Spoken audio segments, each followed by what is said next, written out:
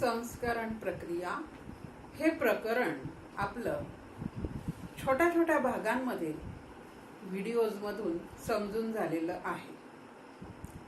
आता या संपूर्ण प्रकरणाचा एक थोडक्यात आढावा आपण इथे बघणार आहोत किंवा एक याचा सारांश ज्याला आपण म्हणू तो आपण बघू. बघा, ज्या वेळेला कापड तयार होते त्यावेळेला ते जे असते त्या कपड्याला म्हणतात ग्रे क्लॉथ.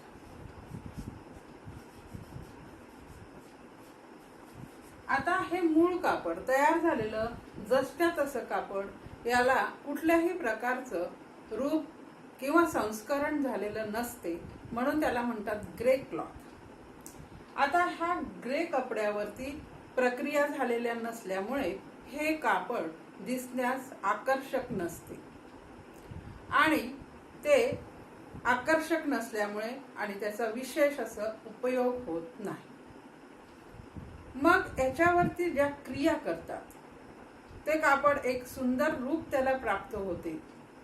ते जेव्हा आपल्या समोर बाजारामध्ये येते त्यावेळेला त्यावर अनेक प्रक्रिया झालेल्या असतात.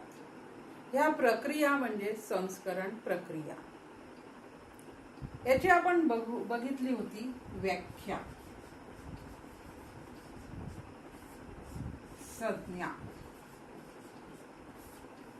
संस्करण प्रक्रिया म्हणजे वस्त्र निर्माण झाल्यानंतर ते बाजारात पोहोचेपर्यंत त्यावर केल्या गेलेल्या प्रक्रिया, त्यावर होणाऱ्या प्रक्रिया म्हणजे संस्करण प्रक्रिया. आता ह्या ज्या संस्करण प्रक्रिया असतात यांची उद्दिष्ट आपण त्यानंतर बघितली.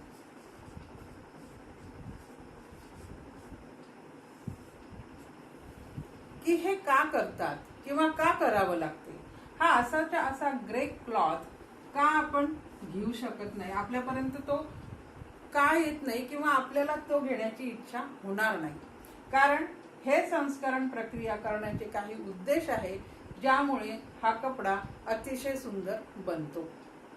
तर पहिला उद्देश असतो याच्यातला कापड स्वच्छ करणे.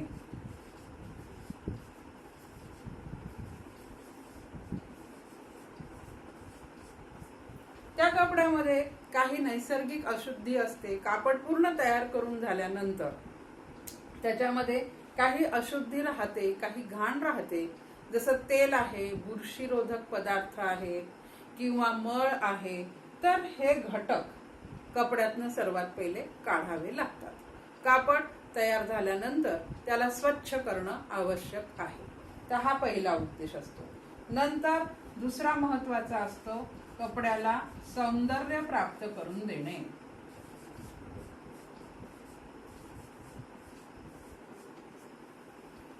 तयार झालेल्या कपड्याला सौंदर्य प्राप्त करून देणे हा संस्करण प्रक्रियेचा दुसरा उद्देश आहे. कपड्याला सौंदर्य प्राप्त करून देण्यासाठी त्यावरती अनेक प्रक्रिया करतात आणि ह्या प्रक्रिया झाल्यानंतर ते कापड आकर्षक बनते, सुंदर बनते आणि कापड आकर्षक असल्याशिवाय कपडा खरेदी होणार नाही किंवा कपड्याला जी बाजारपेठ मिळते ती मिळणार नाही. तर याच्यामध्ये हे संस्करण केल्यानंतर कपड्याचा पोत सुधारतो, कपड्याचा ड्रेपिंग किंवा जे कपड्याची नेसण्याची जी कॅपॅसिटी असते ती सुधारते, कपड्यावरती चमक वाढते. एकंदरीत काय तर कपडा सुंदर दिसतो. म्हणून कपड्यावरती संस्करण प्रक्रिया कराव्या लागतात. तिसरा उद्देश असतो त्याच्यात उपजत नसणारे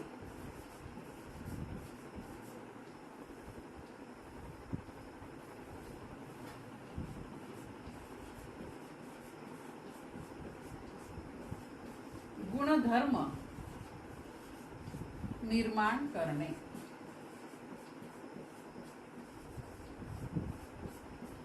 आपण बघितलं की जलरोधक संस्करण किंवा अग्निरोधक संस्करण हे केल्यानंतर त्या कपड्यामध्ये हे गुणधर्म मुळात नसतात. ते संस्करण केल्यानंतर अशा प्रकारचे गुणधर्म त्या वस्त्रामध्ये निर्माण होतात. तर हा एक तिसरा उद्देश असतो. की वस्त्रामध्ये उपजत नसणारे गुणधर्म त्यामध्ये निर्माण करणे, आणि त्याचं उदाहरण आपण बघितलेले आहेत.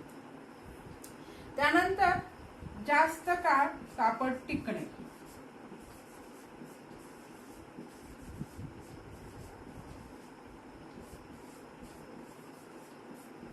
किंवा टिकावे. जास्त काळ कापड टिकावे असे त्याच्यामध्ये गुणधर्मामध्ये सुधारणा करतात.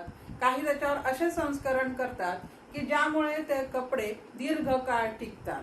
त्याचेही उदाहरण आपण बघितलं. कीटकरोधक संस्करण, बुरशीरोधक संस्करण हे केल्यानंतर ते वस्त्र जास्त काळ टिकतात. तर असे हे संस्करण प्रक्रियेचे उद्दिष्ट आहेत. हे उद्दिष्ट साध्य झाले की मग तो कापड बाजारामध्ये येत असतो. यानंतर आपण बघितलं होतं या संस्करण प्रक्रियेचे वर्गीकरण. याचे 2-3 प्रकारे वर्गीकरण होते. एक म्हणजे ते प्रक्रियेनुसार होते. रासायनिक संस्करण, यांत्रिक संस्करण, यंत्राच्या साहाय्याने किंवा रसायनाच्या साहाय्याने हे संस्करण होते. त्यानंतर टिकाऊपणानुसार संस्करण होते. स्थायी संस्करण, अस्थायी संस्करण. स्थायी आणि अस्थायी.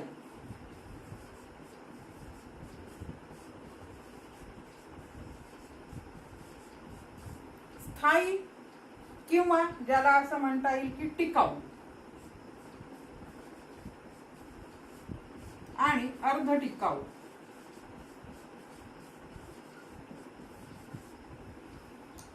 टिकाऊ किंवा अर्ध टिकाऊ संस्करण, स्थायी किंवा अस्थायी संस्करण हे किती काळ टिकते त्याच्यानुसार वर्गीकरण आहे. स्थायी संस्करण म्हणजे ते कायमस्वरूपी कपड्यावरती टिकते, आणि अस्थायी संस्करण म्हणजे काही क्रिया केल्यानंतर, जसं धुणे आहेत, निर्जल धुलाई आहे, अशा क्रिया केल्यानंतर हे संस्करण निघून जाते, ते अस्थायी संस्करण. आणि तिसरा एक प्रकार होता उपयोगानुसार. तो आपण सविस्तर बघितला. त्याच्यामध्ये मूलभूत आणि उपयोगिता मूल्य वाढवणे.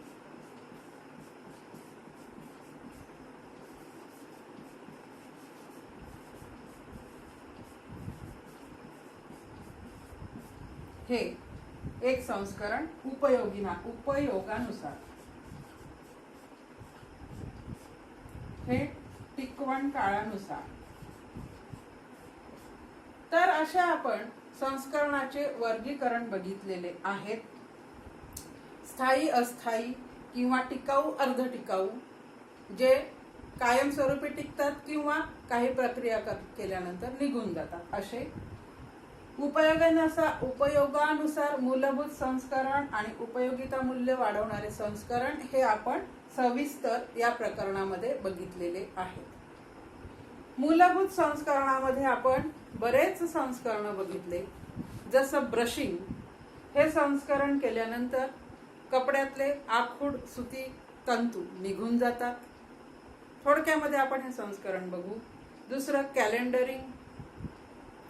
कॅलेंडरिंग केल्यामुळे कपड्यावरच्या सगळ्या चुरगळलेल्या वळ्या पडलेल्या असतात त्या सगळ्या निघून जातात. कपड्याचा पृष्ठभाग सपाट आणि गुळगुळीत दिसतो. तिसरं त्यातलाच एक प्रकार प्रेसिंग. यामुळे सुद्धा कपड्याचा पृष्ठभाग गुळगुळीत दिसतो. त्यानंतर आपण बघितलं स्कॉरिंग. स्कॉरिंग मध्ये त्या कपड्यामध्ये असणारा मळ, तेल, स्टार्च असा जो अशुद्ध घटक आहे तो काढून टाकला जातो. त्याची एक प्रक्रिया आपण पाहिली. त्यानंतर आपण पाहिलं सिंजिंग. यामध्ये कपड्यामध्ये लटकलेले सुटे तंतू, धाग्यांमधून सुटलेले असतात, ते सुटे तंतूंचे छोटे छोटे टोक लटकलेले असतात, ते काढून टाकण्यासाठी इथे थोडीशी ज्वाला किंवा आग याचा उपयोग करून सिंजिंग प्रक्रिया करतात. त्यामुळे कापड हे गुळगुळीत होते, त्यावरचे लटकलेले भाग निघून जातात. सर्वच तंतूंसाठी ही प्रक्रिया होत नाही. त्याच्यानंतर आपण बघितलं खळ देणे. खळ दिल्यामुळे कपडे हे कडक बनतात आणि ते चमकदार दिसतात. त्याचा पोत हा भरलेला दिसतो किंवा चांगलं पोत आहे असं आपल्याला भरीव पोत असल्यासारखं भासते, तर ते खळ देणे. त्यानंतर आपण बघितलं निर्गोंदीकरण.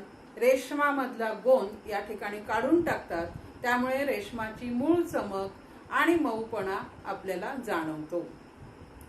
नंतर एक प्रक्रिया वजन वाढवणे. रेशमाचं वजन निर्गोंदीकरणामध्ये कमी होते आणि वजन कमी झाल्यामुळे किंमत वाढते, म्हणून वजन वाढवण्याची प्रक्रिया रेशमावरतीच करतात. त्यानंतर एक प्रक्रिया आपण बघितली चमक मंद करणे. मानवनिर्मित तंतूमध्ये चमक ही खूप जास्त असते, ती चमक कमी करावी लागते, म्हणून त्याच्या उत्पादन प्रक्रियेमध्ये काही रसायन वापरून तंतूची आवश्यक तेवढी चमक ठेवल्या जाते. त्यानंतरची प्रक्रिया आपण पाहिली सॅन्फोरायझिंग. सॅन्फोरायझिंग प्रक्रियेमध्ये कापड आटवल्या जाते, व्यवस्थित पद्धतीने त्याला आटवल्या जाते आणि त्यानंतर ते आपल्यापर्यंत येते. मग कपडे आटणे हा प्रश्न राहत नाही. त्याच्यासाठी सॅन्फोरायझिंग प्रक्रिया तिथेच करतात, तिथे कारखान्यांमध्ये करून आवश्यक तितक्या प्रमाणात ते कपडे आटल्या जातात आणि नंतर ते आपण वापरतो, त्यावेळेला तो प्रश्न येत नाही. त्यानंतर मर्सरायझेशन ही एक महत्वाची प्रक्रिया सेल्युलोजजन्य तंतूंवर करतात, विशेषतः सुती तंतूवर. कारण सुती तंतूला नैसर्गिक चमक नसते, हा तंतू निस्तेज दिसतो, म्हणून त्याच्यावर मर्सरायझेशनची प्रक्रिया करून तंतूची चमक वाढवल्या जाते.